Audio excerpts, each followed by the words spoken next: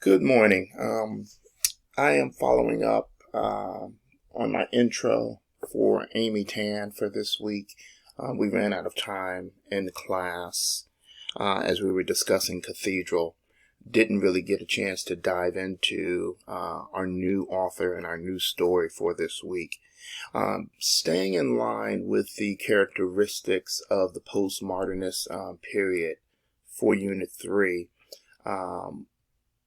In this contemporary era, we have new perspectives. I guess that is a good way to look at this. New perspectives, new identities, new communities, new energy. And so Amy Tan is a Chinese American writer, and this is a perspective and a community that we have not seen in the literary canon until up until this point, truly. The American literary canon is always going to be our focus for this course. So her launch into the scene was very revolutionary, and that says a lot, both positive and negative. Now, specifically the story that we're reading this week, Two Kinds.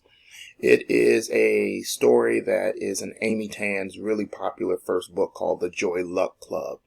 It was made into a movie in the 90s. Now, Tan intended the book to be read as a loose collection of interrelated stories, but it's often referred to as a novel. I like to think of it as a novel in story. So these individual stories, and they can be read separately, or they can be put together as one expression or collective. That's really a great duality. So that's what has been happening with many of the stories from the Joy Luck Club. They have been included in many anthologies over the last 20 to 25 years. And so that's why we have Two Kinds. Two Kinds is really concerned with the complex relationships between mothers and daughters. In particular, Tan's subject is the distance between mothers who were born in China before the Communist Revolution and thus have been cut off from their native culture for decades. And then their American-born daughters. So there has to be this negotiation between the twin burdens of their Chinese ancestry and the American expectations for success. Now, as a Chinese-American, Asian-American writer, Amy Tan, she really does have an important place in American literature.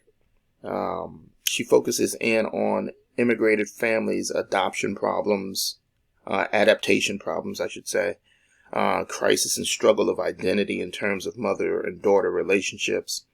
The daughters, they struggle to find and define themselves between those cultures. Mothers not only try to protect the Chinese cultures, but also adapt themselves to the new culture. So there is a lot of emotional chaos and turmoil. And again, we have not necessarily seen these particular perspectives in the American literary canon on the page. So this gave us new insight into new communities, and that is definitely in line with the characteristics of the contemporary era. We'll see more of this. It's amazing how you'll have someone who comes and opens the door, and then that lets in everyone that comes after them. We have different voices, different communities that were, I don't want to use the word marginalized, but just were not recognized and were not let into the literary world so that their stories could be told.